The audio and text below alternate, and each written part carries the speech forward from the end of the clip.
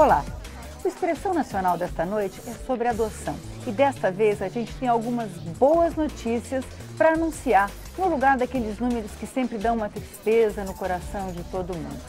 O Conselho Nacional de Justiça colocou no ar uma nova versão do Cadastro Nacional de Adoção, que vai contribuir para acelerar os processos de unir crianças e famílias.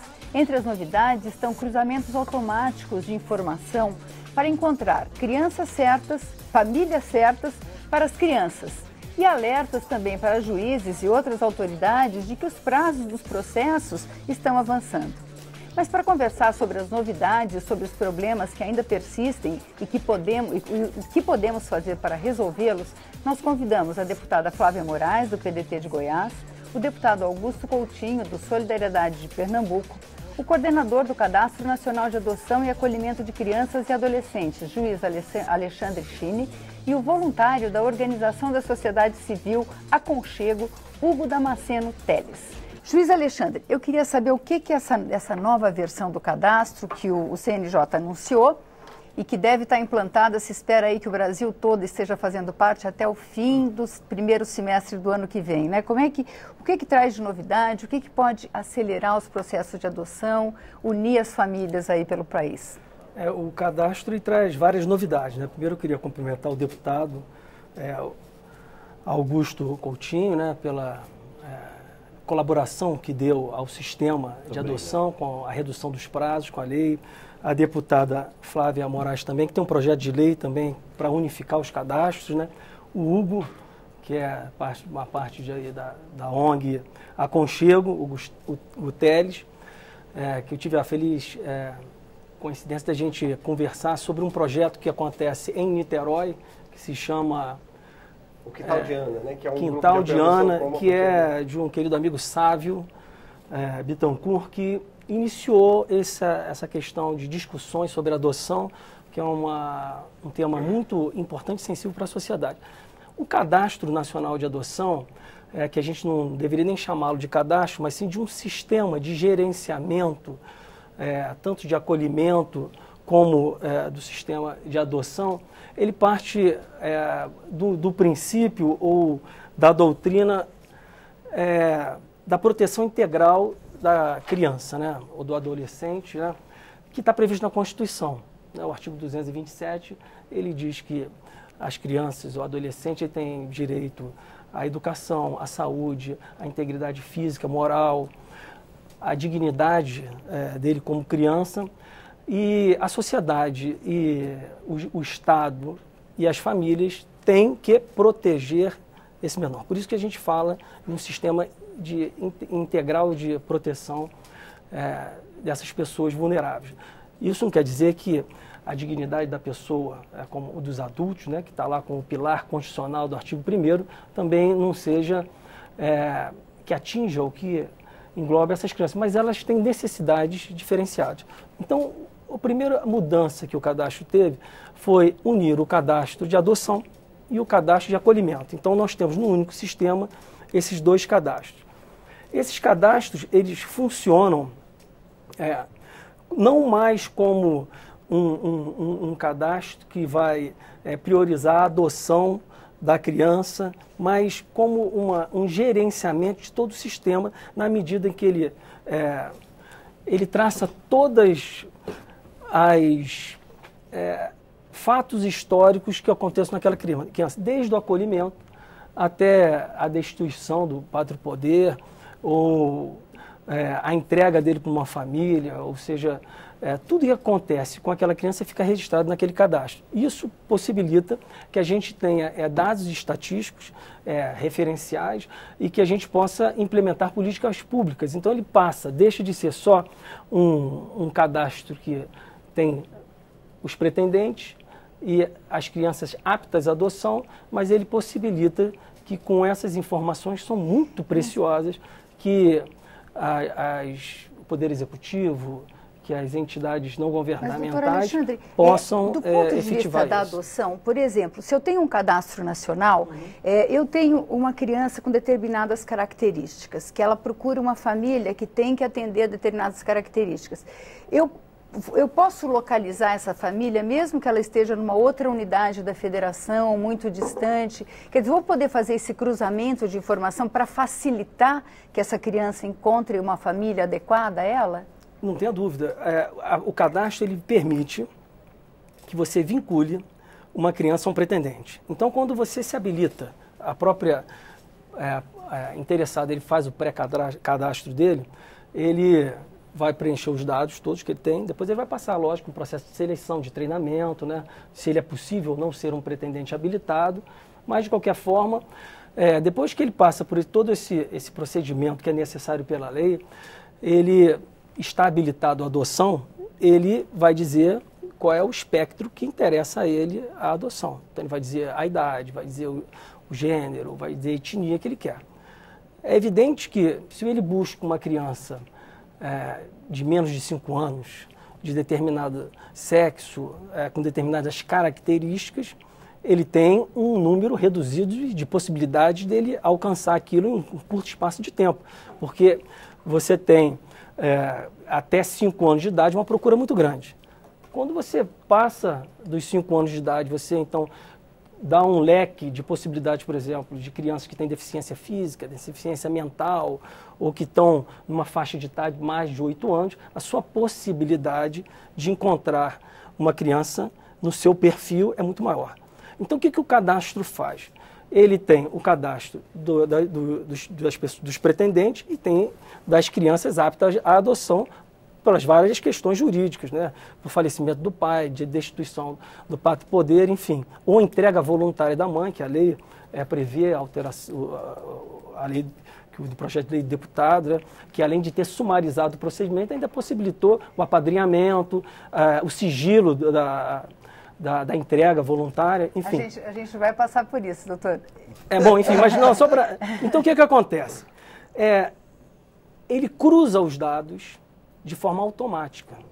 Então, a partir do momento que ele cruza os dados, ele encontra um pretendente e uma criança naquele perfil, ele bloqueia, ele vincula os dois e bloqueia tanto a criança como o pretendente a novas vinculações. Que ela fique, aquele pretendente vinculado a 5, 6, 7, 8, 9, 10 crianças. Então, ele vincula e bloqueia. Ao bloquear e ao vincular, o próprio sistema, de forma automática, ele emite um alerta ao juiz que aquilo linkou os dois. E emite um e-mail para o pretendente, para ele ter ciência disso e poder, então, facilitar e fazer com que a criança, o adolescente, ele fique o menor tempo possível no sistema, no acolhimento. Então, Hugo, a gente tem a informação de que é muito difícil uma criança mais velha, uma criança com problemas de saúde ser adotado. Mas vocês têm realizado, as organizações sociais que são o meio de campo, né, entre a justiça e as famílias que querem adotar, têm tido experiências boas. Você estava contando de uma dessas recentes no sentido de superar essas barreiras. É verdade, assim, os grupos de apoio à adoção, né, e antes eu queria também cumprimentar o deputado Augusto Coutinho, é um companheiro da adoção, né, eu sou pai por adoção,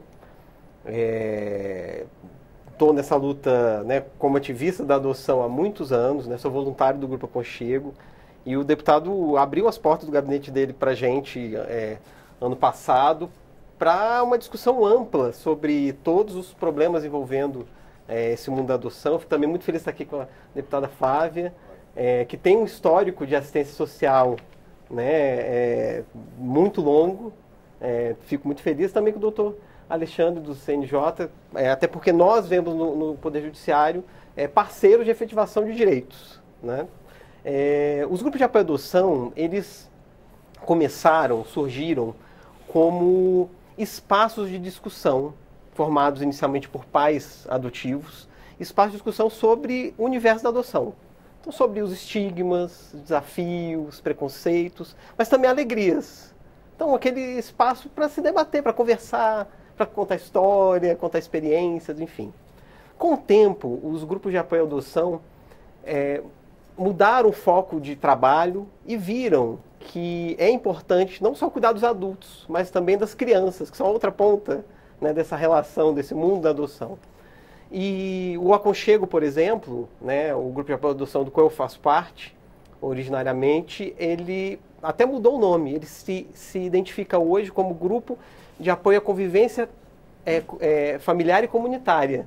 Ou seja, o foco não é só adoção, mas garantir efetivação de direito para aquelas crianças e adolescentes que vivem em abrigos. Então esse é o nosso foco. Então, tendo esse foco, e aí para responder a sua pergunta, vários mecanismos surgiram, né?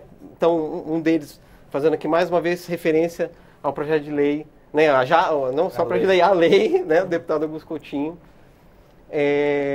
o apadrinhamento afetivo. É um mecanismo criado... A gente vai chegar lá. Eu queria falar da adoção especificamente. A gente vai chegar nas outras formas alternativas. Então, enfim, tendo então esse objetivo, né, de efetivação de direitos de crianças e adolescentes, os grupos de apoio à adoção promovem encontros, palestras, simpósios, para mostrar para as pessoas que pretendem adotar que aquelas modalidades de adoção não tão tradicionais, elas podem gerar histórias muito felizes. Então, a gente, há cerca de um mês atrás, nós lotamos um auditório de uma escola privada aqui de Brasília, e lotado por pessoas que estão começando agora, são pessoas que acabaram de se habilitar, pessoas que estão já na fila de adoção.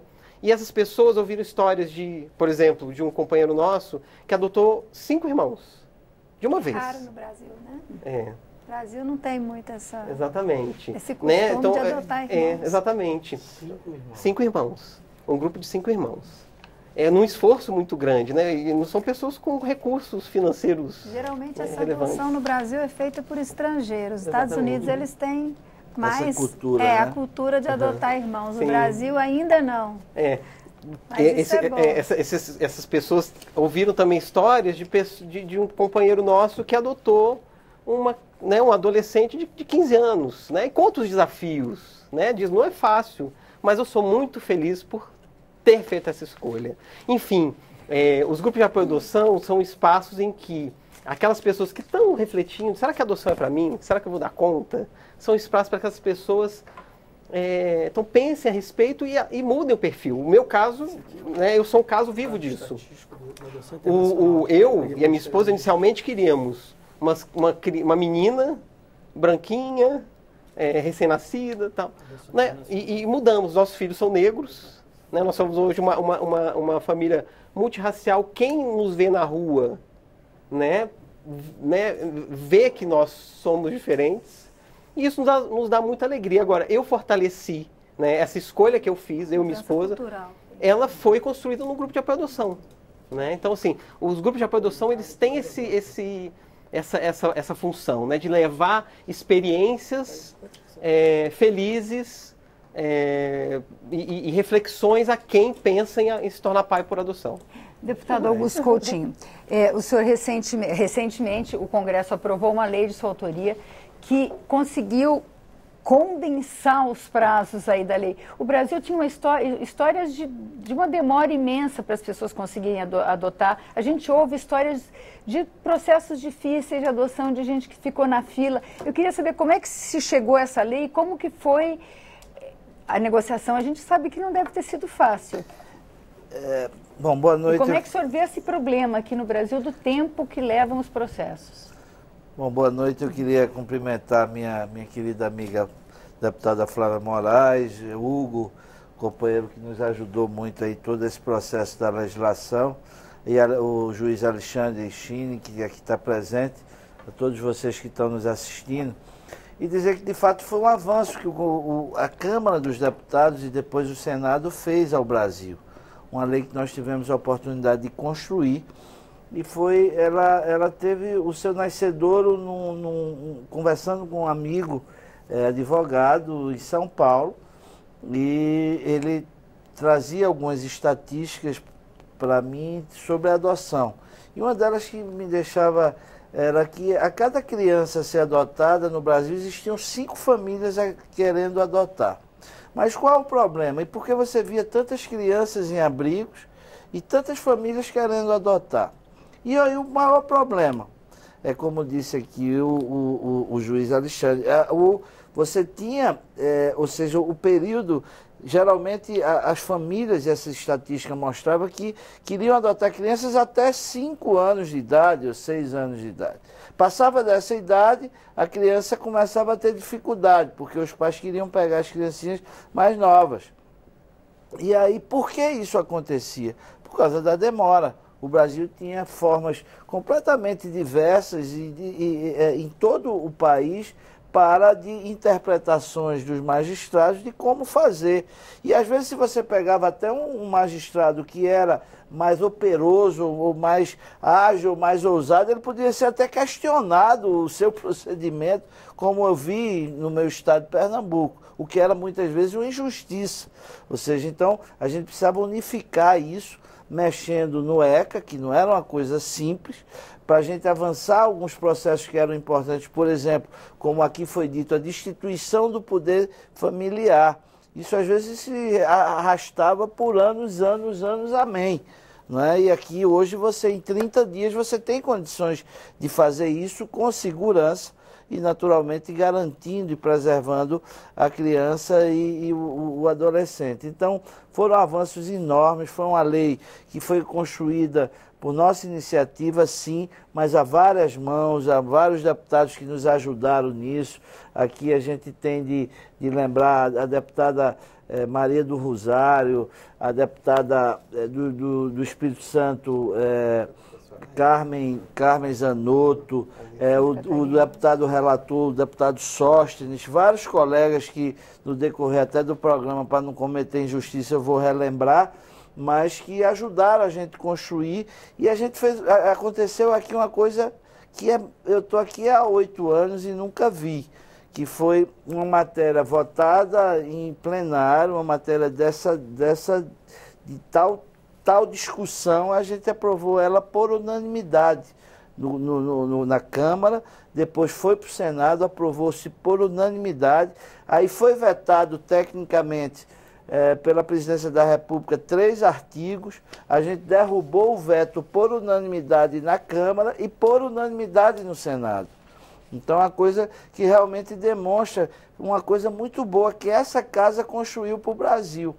E aí vai até um registro só, que é importante as pessoas saberem. Lamentavelmente, isso não se passa para a opinião pública, tudo isso de bom que essa casa construiu. A toda hora a gente está vendo nos programas de televisão, televisivos em todo o Brasil, falando da lei da adoção, mas nunca se diz que foi uma lei aprovada recentemente pelo Congresso, ou muito menos de quem de quem construiu esse avanço nessa legislação. Isso é apenas para se ver, e o telespectador está vendo, que tem muita coisa boa que é construída aqui nessa casa e que facilita a vida das pessoas e do povo brasileiro. E esse é um exemplo de que a gente vai ver no decorrer do programa quanto isso se avançou e quanto ainda vai avançar mais. Porque só o fato, na minha avaliação, de você diminuir, colocar prazos, inclusive, prazos de 120 dias para que o processo seja finalizado, naturalmente podendo ser prorrogado a pedido do magistrado, mas colocar prazos para que a gente pudesse agilizar todo esse processo. Como também o fato de você unificar essa legislação, abrir a discussão, que aí o Hugo vai poder falar mais isso, para a adoção internacional, que era uma coisa que no Brasil alguns magistrados entendiam e se arvoravam a fazer, faziam isso, mas que podiam ser questionados, e hoje não. A adoção nacional, desde que esgotado... Deputado, a gente fala disso daqui a pouquinho, deixa eu conversar com a deputada Flávia, porque eu queria perguntar, a senhora tem um projeto de lei que está em fase final de tramitação na casa, que obriga o juiz a inserir imediatamente no cadastro as informações de candidatos à adoção e de crianças disponíveis para adoção. E eu queria colocar uma questão que a senhora manifesta na sua justificativa do projeto, que é a necessidade de segurança nesse processo. Exatamente. Queria também cumprimentar o deputado Augusto Coutinho, que eu conheço e sei da sua atuação brilhante nessa casa, parabenizar por essa importante conquista e avanço que nós tivemos na legislação. Um dos entraves que nós tínhamos em relação, e temos ainda em relação à adoção, é a questão da burocracia, isso é fato, e com certeza essa lei, ela avança nesse sentido. O Hugo, que está aqui representando a ONG, né? O Hugo da ONG, mas que traz para essa casa a vivência, o dia a dia de quem está ali lidando com o problema, e também o doutor Alexandre, que está aqui representando o CNJ, nós já estivemos lá visitando, e na verdade eu vim para esse tema quando fui relatora da CPI do tráfico de pessoas, né? A gente veio para uma outra vertente, né? E sempre com essa preocupação, né? Nós temos o entrave, a dificuldade da adoção, mas ao mesmo tempo nós temos vários casos do tráfico de pessoas que são camuflados aí através da adoção, né? Aquela adoção clandestina que às vezes é facilitada e acaba não preservando a segurança da criança. Nós tivemos a oportunidade de acompanhar casos de adoção estrangeira, o caso do Monte Santo, que o senhor deve conhecer, que foi um caso emblemático, crianças da Bahia foram retiradas da família, né, e ali parece que existia uma quadrilha que tirava benefício financeiros através dessa era uma venda de bebês, na verdade, era o tráfico de pessoas, de crianças. Geralmente o ouro nesse tipo de tráfico são as crianças de 0 a 3 anos, né? Então daí a nossa preocupação, o nosso projeto veio disso, deputado Augusto Coutinho, no sentido de que é importante agilizar o processo, que nós temos aí crianças que vão perdendo tempo, né, de serem adotadas pela burocracia demorada, né, pela demora no trâmite, mas ao mesmo tempo nós precisamos dar segurança a esse processo. E para nós, esse nosso projeto busca isso, remetendo e tornando obrigatória a consulta, o direcionamento dos juízes para o Cadastro Nacional. O Cadastro Nacional traz segurança porque ali ele vai ter as famílias que estão aptas, então essas famílias vão passar por entrevista, eles vão passar por uma seleção, e eu acho que é importante nesse momento o Cadastro Nacional se preocupar também com um tratamento, uma mudança cultural dos nossos pais aptos à adoção, que aqui ele até mostrou o percentual, a diferença do pai que adota aqui no Brasil para o pai estrangeiro,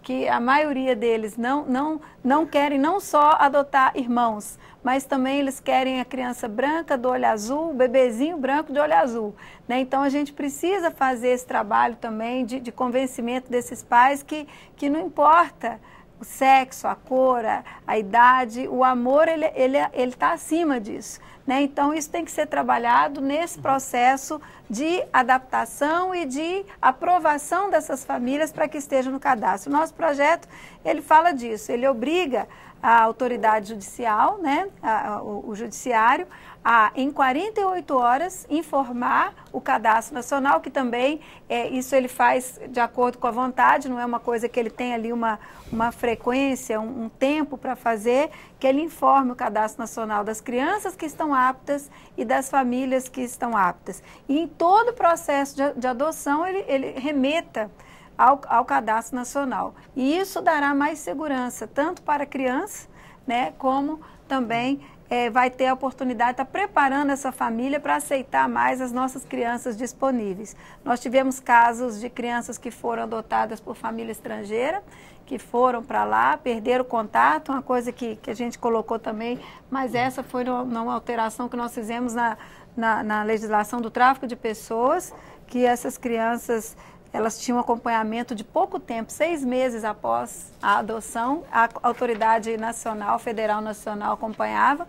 Aí nós ampliamos esse prazo, que nós tivemos casos de crianças que foram, depois perderam o contato, o Brasil não acompanhou mais e algumas delas fugiram e conseguiram voltar e denunciando os maus tratos que os irmãos estavam vivendo lá com outra família.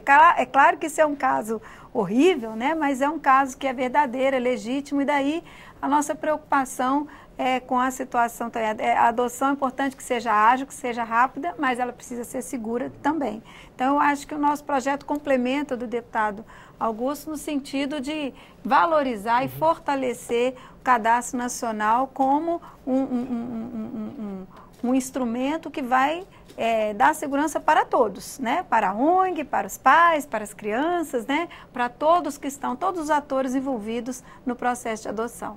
Bom, a gente vai fazer um pequeno intervalo e a gente volta daqui a pouquinho com essa conversa.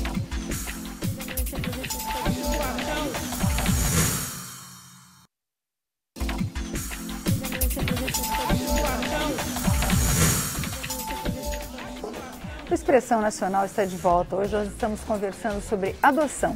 Os nossos convidados são a deputada Flávia Moraes, do PDT de Goiás, o deputado Augusto Coutinho, do Solidariedade de Pernambuco, o coordenador do Cadastro Nacional de Adoção e Acolhimento de Crianças e Adolescentes, juiz Alexandre Chini, e o voluntário da Organização da Sociedade Civil Aconchego, Hugo Damasceno Teles. Doutor Alexandre, o cadastro, ele faz parte, ele pode ser utilizado para adoção internacional? Como é que é possível fazer esse acompanhamento que a deputada Flávia se referiu? A adoção internacional que está na lei, né, vamos dizer assim, define os procedimentos para a adoção internacional, também está previsto no cadastro. Mas o cadastro nacional, a princípio, ele prioriza a adoção nacional. Regionalizada, porque existem uma identidade regional de cada criança, que você tem que preservar isso. Então, a criança de uma determinada região tem a sua cultura, tem a sua linguagem e tudo mais. Então, você sempre tem que priorizar isso. Além ele pode ter irmãos e outros laços de afetividade. Então, se você conseguir colocar todo mundo no mesmo município, isso é o que ocorre. A adoção internacional, como exceção, ela tem um leque maior de pretendentes. Isso é uma curiosidade. Então, eu tenho aqui um dado aqui que eu trouxe, que me foi fornecido pela autoridade central da administração federal ligada à Secretaria Nacional de Justiça, do Ministério da Justiça, que me foi passado isso ontem. Então, ele faz uma diferença entre adoção nacional e internacional. Então, bota assim, 94% dos pretendentes à adoção internacional aceitam crianças com mais de 5 anos. Isso, só 22% é nacional. Olha a diferença. É o que eu falei da lei, da intenção da lei foi exatamente baseada. 99%. 94 a 22 nacional. Agora que aceitam grupos de irmãos. Então, 53% da adoção internacional aceita grupo de irmão, enquanto que 35% da adoção nacional, pelos dados do Ministério da Justiça, se interessam por grupos de irmãos. Você tem aqui a aceitação de crianças negras. 95% da adoção internacional não tem nenhuma restrição, e no Brasil você tem 55% só que aceita. Com definição de sexo, então você tem 93% que não tem nenhuma distinção entre sexo, aceita tanto meninos e meninas, quanto que no Brasil existe uma distinção de sexo, preferencialmente para meninos, 64%. Então, a adoção internacional, que vem caindo muito, dos últimos 10 anos, nós tínhamos índices, que eu tenho aqui também, de adoção, sobretudo a Itália adotava muito, hoje caiu muito, por várias circunstâncias, né?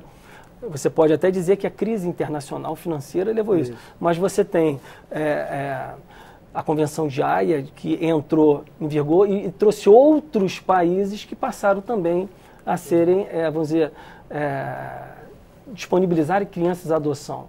A nossa legislação, o artigo 51 até o 54, é uma legislação rígida, que protege a criança, lógico, dentro dos nossos critérios.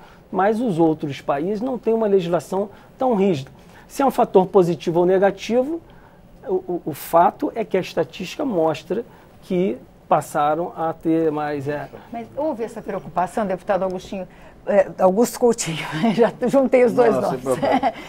Porque a deputada Flávia falou dessa preocupação que houve na CPI do tráfico de pessoas, e existe um pouco no nosso imaginário esse medo, né? Essa preocupação, quando foi elaborada essa manifestação, essa legislação, como é que se pensou essa questão? Na verdade, a segurança, e o Hugo participou disso, a segurança da criança foi uma coisa das mais atentas a isso.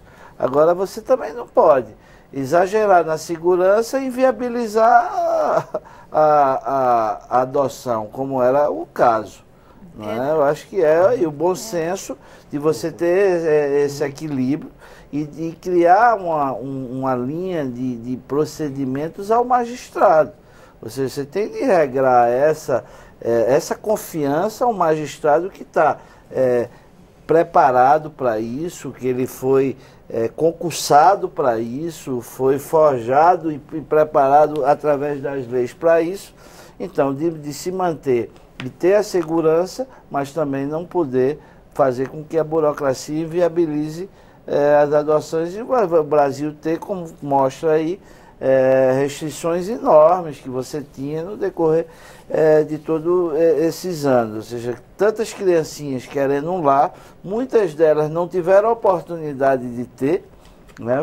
E hoje estão sem lar, já são homens, já são adultos, e muitos deles se encaminharam aí pelo mau caminho, que poderiam ter tido o amor, o afeto, o carinho de uma família, a condição de melhorar de vida. Esse é um ponto. Agora, uma coisa que eu queria ouvir a opinião de Alexandre quanto à busca ativa, que é uma coisa que no nosso radar, já como uma meta de um projeto de lei que a gente está pensando em fazer aqui, é criar o mecanismo da busca ativa, o que seria divulgar por meios de internet a imagem e a voz da criança. Alguns magistrados já se posicionam, ou seja, nesse sentido, que facilitaria ainda mais. E eu gostaria de ouvir, ou seja, na minha concepção, acho que isso facilitaria diante de hoje, hoje toda a facilidade de comunicação da internet, a gente inclusive induzia a que houvesse uma agilidade maior na adoção. O que é que você pensa disso? O que é que Flávia pensaria? Eu queria jogar na mesa aqui e ouvir a opinião de vocês. Deixa eu pegar uma carona. Quer dizer, no próprio cadastro ter mais informações da criança? Não, o cadastro é uma coisa que está já consolidada e é fundamental e importante. Num outro instrumento. O projeto da deputada Flávia também é importante. Agora, esse é o seguinte, é você poder, por lei, fazer a busca ativa, você divulgar a imagem da criança, porque hoje diverge, tem alguns magistrados que o fazem e tal, que permitem, outros que não. Divulgar a imagem, a voz e tal, até como forma de facilitar, induzir, mas estimular, ou seja, a adoção. Durante a construção desse cadastro, porque esse cadastro ele foi construído durante muito debate, vários workshops, né? É um cadastro que foi construído pelo Estado da Bahia, foi construído pelo Estado do Paraná, São Paulo, Rondônia, Bahia, Espírito Santo principalmente. Eu participei de um dos workshops também. Hoje nós tivemos reunião com o desembargador Dalla, do Paraná, sobre isso. É um cadastro que está em construção e ele vai ser nacionalizado, porque hoje ele está efetivamente sendo trabalhado no Espírito Santo com esses estados parceiros que estão fazendo isso. Durante os workshops foi discutido muito essa possibilidade da busca ativa de você botar um filme da criança, uma fotografia, carta, um desenho, né? Mensagem. Porque isso estimula, né? E vincula pretendentes com as crianças que estão no sistema de acolhimento. Isso, sem dúvida, vai facilitar. Existe, efetivamente, uma discussão em torno disso tudo, que você tem que preservar a imagem da criança, vai ter exposição ou não vai ter exposição. Bom, aí eu acho que esse processo tem que ser discutido, mas ele, a princípio, ele está dentro do cronograma do Conselho, do Cadastro Nacional. O Cadastro Nacional ele agora está passando por uma fase de ser transportado do Espírito Santo para cá. Então hoje teve a reunião para a gente montar um cronograma e depois então nós vamos trazer os estados que já fazem parte e depois os outros estados da federação que ainda ou não tem cadastro ou tem cadastros regionais, que não estão integrados, cada um com seu sistema de linguagens que efetivamente não fazem a nossa. Então isso é uma operação muito complexa, porque nós temos que botar todos os cadastros com uma mesma linguagem de interoperabilidade, que até o Conselho Nacional tem um critério sobre isso, mas só para encerrar, e limpar os bancos de dados, porque os bancos de dados eles não estão atualizados. Então a inserção de dados seguros e confiáveis é o principal, vamos dizer, mecanismo que vai possibilitar que esse cadastro tenha sucesso. Porque não adianta nada você ter um pretendente que achou uma criança, mas aquele pretendente já adotou. Ou uma criança que achou um pretendente, mas aquela criança já completou 18 anos. Então, o tempo e a sumarização do procedimento, isso é muito importante, apesar de que tem gente que também critica. Eu sou a favor da sumarização, como juiz de juizado especial civil, estudioso desse procedimento histórico que começa no direito canônico. Mas não vamos entrar nisso aqui. Mas, de qualquer forma, é muito positivo. Para a deputada Flávia, com a sua experiência da CPI do tráfico de drogas, a sua experiência do tráfico de pessoas, com a sua experiência até na área de assistência social, como é que a senhora vê essa questão da exposição da imagem? Porque a gente tem tanto cuidado com a exposição de imagem de criança, em rede social. Talvez eu pecaria pela cautela, viu, deputado? Mas eu acho que tem que evitar porque o máximo cartas também, né? Em cartinhas, a situação dessas crianças, ela é diferenciada. São crianças todas com um histórico de vida muito difícil.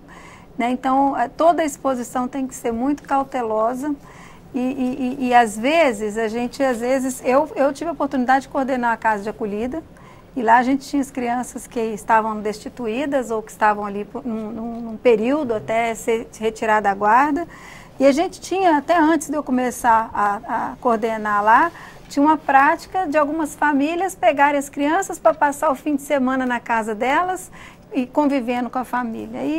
E eu percebia que voltavam piores do que iam. Então esse apadrinhamento ele era muito mais útil para a família que no fim de semana fazia uma caridade do que para essa criança que no fim de semana convivia com as outras crianças que tinham pai, tinham mãe, tinham casa, tinha família, tinha tudo. E segunda-feira eles tinham que conviver com a realidade deles, sabendo que eles não iam ser adotados. Eles só estavam ali como afilhados daquela família que vinha...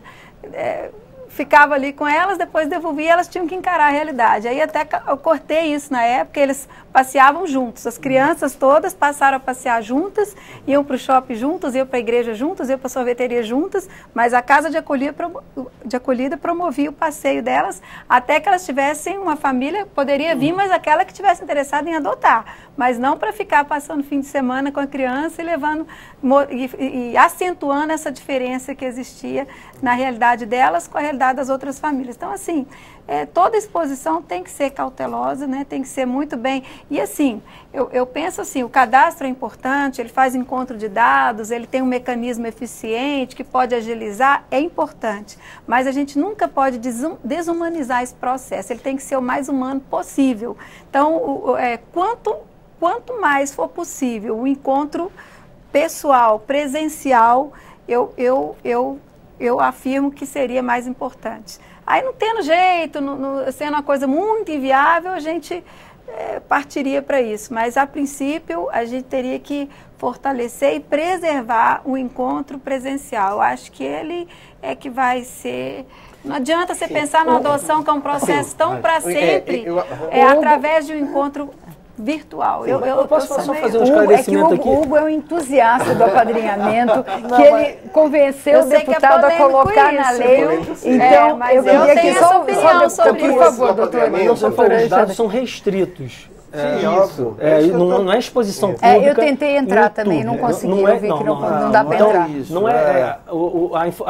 e é lógico que você tem o período de convivência que você vai ter com a criança, que isso é muito importante. E não vai mudar nada. Isso. Por isso que a regionalização a regionalização de pessoas é que possibilita que ele tenha um número, vamos dizer, dias maiores, um período maior de convivência com a criança. Porque se eu moro em São Paulo e vou adotar uma criança no Rio de Janeiro, a minha convivência vai ser muito maior, é dispendioso, é caro. Agora, se eu moro em Niterói, como moro e vou adotar uma criança em Niterói, eu vou ter muito mais oportunidade de conviver com aquela criança e chegar a uma conclusão acertada. Mas eu digo o seguinte, o cadastro, quando fala da imagem e da exposição, ela é mais uma ferramenta para colaborar com isso. E ele é restrito. Só quem tem acesso é o pretendente. Porque nós temos dados sigilosos, restritos e outros dados que nós podemos fornecer. E esses são para a sociedade civil, para o Poder Executivo Municipal, né? São dados que são meramente estatísticos ou georreferenciamento. Só isso.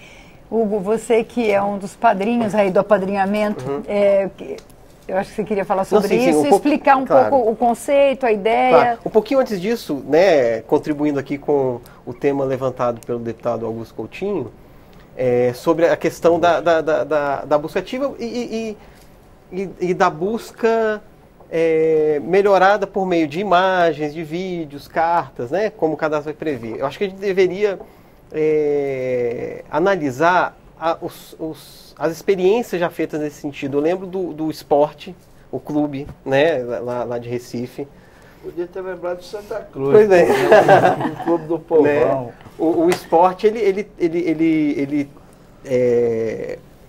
desenvolveu um projeto chamado Adote o Pequeno Torcedor, por meio do qual os jogadores entravam no estádio, né, em determinados jogos, com as crianças. Todos os torcedores, né, todas as pessoas que assistiam o jogo em casa, sabiam que aquelas crianças e adolescentes que estavam entrando com os jogadores eram crianças institucionalizadas que estavam à disposição para adoção. Verdade.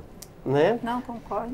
Pois bem, mas claro, mas digo assim, eu não estou nem dizendo que concordo ou não, mas assim, são experiências que já aconteceram, acho que vale a pena análise, né, a respeito dessas experiências.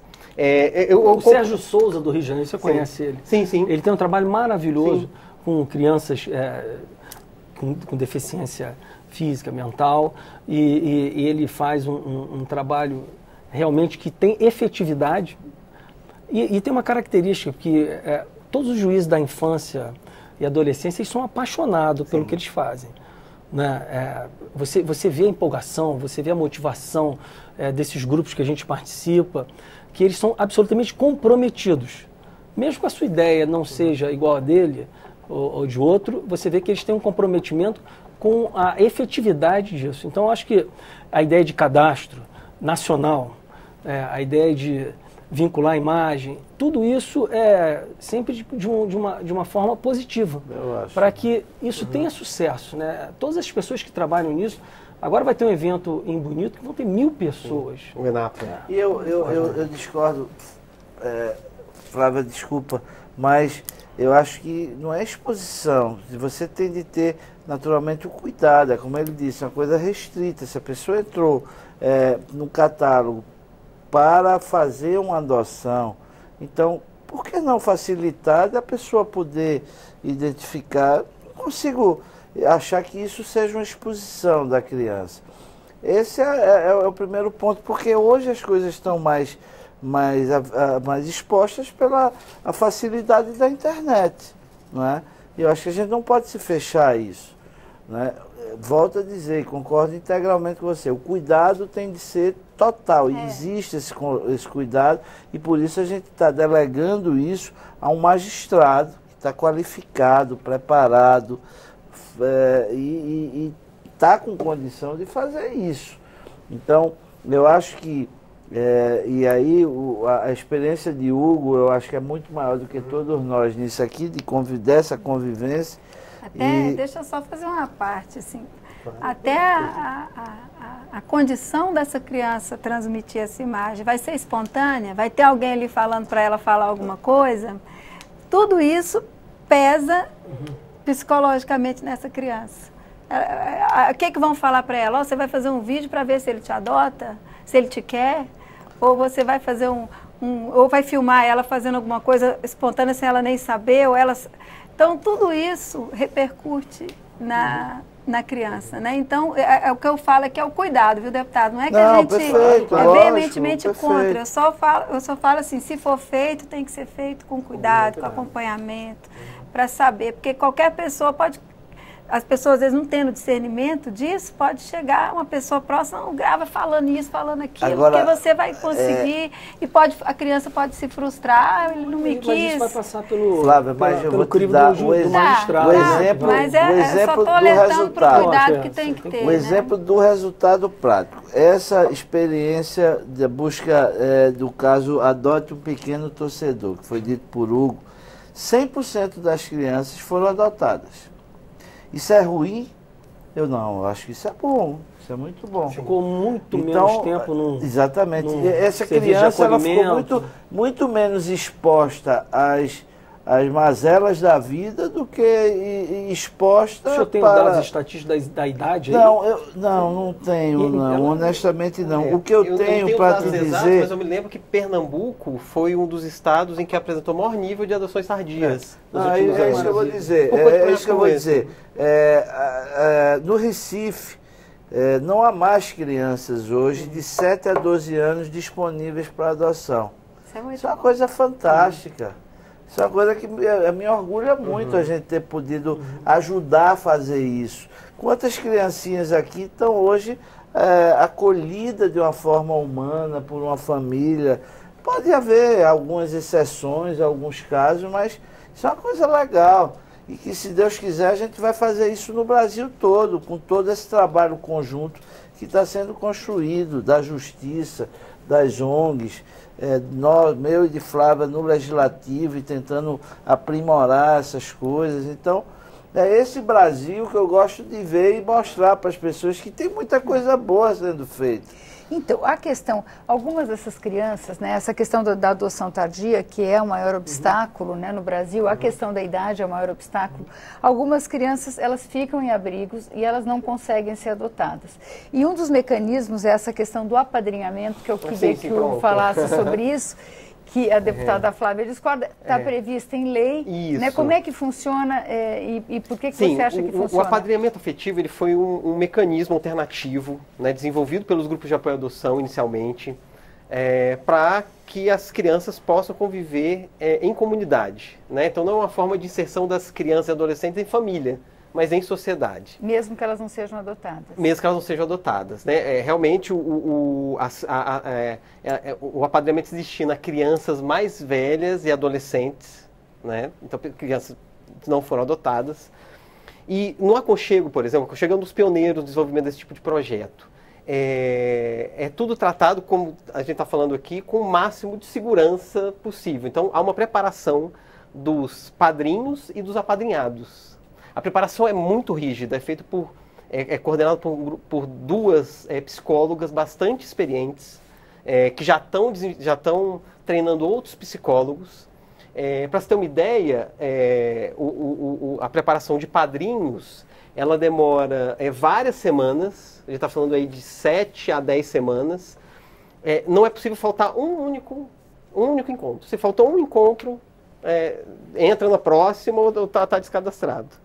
Né? E é uma preparação também das crianças, para que as crianças entendam que o que está se passando ali. E temos experiências muito bem-sucedidas de crianças que passaram a ter referências na sua vida, então, que elas não teriam. Acontece? Então, o que acontece? Os padrinhos, eles inserem, né, essas crianças e adolescentes na sociedade por meio de passeios, começam com passeios curtos, durante tardes, fins de semana, feriados. Pode-se chegar até a períodos de festas, como Natal, festa de Ano Novo, em que a criança, com autorização do juiz e acompanhado pela equipe técnica da Vara da Infância e Juventude, a criança chega a dormir na casa dos padrinhos, né, convivendo com aquela família. E há casos, inclusive, de férias, né, de viagens, o vínculo se fortalece. E há viagens de 2 semanas, enfim, viagens como nós fazemos com as nossas famílias. E o importante, o que a gente tem visto como o ponto mais positivo do apadrinhamento é que as crianças passam a ter referências que elas não teriam. Né? São crianças que não têm família, que com 18 anos saem dos abrigos, mas que com 18 anos sabem com quem ligar quando precisa de alguma coisa. Né? Tem uma pessoa, como eu digo, né? Vou repetir aqui mais uma vez, é o que a gente sempre fala, uma referência na vida. Né? Que todos nós temos, essas crianças e adolescentes não têm. Infelizmente, nosso tempo está terminando. Eu queria 1 minuto, deputada Flávia. Eu adoção, tenho futuro futuro da eu acompanhei algumas crianças nessa época e a volta, o retorno era dolorido demais, era difícil para elas. Alguns queriam ter o relógio que a criança da outra casa tinha, queria ter o tênis que o menino, e perguntava por quê que... Então, assim, além da revolta de não ter a família, ainda tinha a questão do poder aquisitivo, das coisas... o impacto é muito grande da estrutura de uma família com a vida delas, real. Né? Então, na época, eu preferi que elas fizessem... convivessem entre elas, sabendo que todas tinham os mesmos problemas e que eles podiam ser felizes juntos, passeando, passando o Natal juntos. Então a gente fazia a ceia lá para eles, a gente ia. Então assim, a gente tentava fazer as programações que uma família faz, com a equipe técnica da casa de acolhimento, com a gente junto, mas preservando a eles a condição deles diferenciada dessas famílias que tem tudo bem, né? Então, para mim, eu achava que para eles era mais importante enfrentar a vida como ela era, a vida deles, do que passar o fim de semana e voltar para a realidade toda semana. Isso era um desastre na cabecinha deles. É a minha opinião. Qual a sua expectativa? Não, eu fico muito feliz de ver que está toda a sociedade fazendo a sua parte. O Poder Judiciário cumprindo muito bem, ou seja, o legislador procurou facilitar a lei, o judiciário cumprindo o seu papel e se envolvendo para melhorar a vida dessas crianças, as ONGs aí participando de tudo isso, isso é uma coisa muito positiva. E eu fico muito feliz de saber que a gente aqui pode contribuir para esse momento do Brasil, para mudar a vida de muitas pessoas. Então era essa mensagem que diria, e ficar também muito feliz de ver que a sociedade está se mexendo nisso, ou seja, uma coisa que nós plantamos aqui, né, Flávia, e que a sociedade constituída está tocando para que melhore a vida das pessoas. Legal. Doutor Alexandre? Bom, eu queria agradecer a possibilidade de participar desse programa, que é um tema efetivamente importantíssimo, que trata da cidadania, a visão do Conselho Nacional, não só do ministro Humberto Martins, que tem isso como prioridade, da nacionalização, de estabelecer metas para que ele seja implementado em todo o território nacional o mais rápido possível, mas o próprio discurso de posse do ministro, presidente do Conselho Nacional, foi nesse sentido. Ele acabou de assinar um convênio também nesse sentido de priorizar as adoções, sobretudo dessas tardias, e uma comunhão entre a presidência do Conselho Nacional e a Corregedoria. Estamos criando um comitê gestor de todos os cadastros, aí também inclui o Cadastro Nacional de Adoção, em que a presidência vai gerenciar todos esses cadastros, porque ele tem mais força para implementar isso, e a Corregedoria passa a fazer a sua fiscalização dos dados que devem ser inseridos nesses cadastros, porque essa é a grande importância de um cadastro seguro e vamos dizer, eficiente. Ele tem que ter dados seguros. Então, através da própria Corregedoria Nacional, a gente pode, com as metas estabelecidas, poder cobrar dos órgãos de fiscalização regionais. Hugo, eu vou te roubar o tempo pedindo para você dar o endereço eu vou dar, da Associação sites, Nacional. Eu vou dar o site do Aconchego, que é aconchegodf.org.br, e da Associação Nacional dos Grupos de Apoio à Adoção, que é a Associação Nacional de Grupos Correlatos, que é a ANGAAD, angaad.org.br.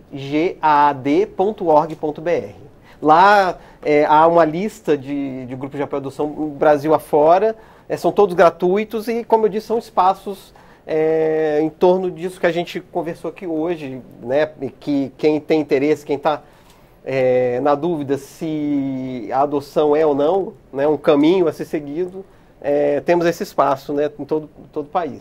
Olha, todo mundo aqui em Brasília fala que não se faz nada sem eles, tá? Eles sabem o caminho de tudo isso.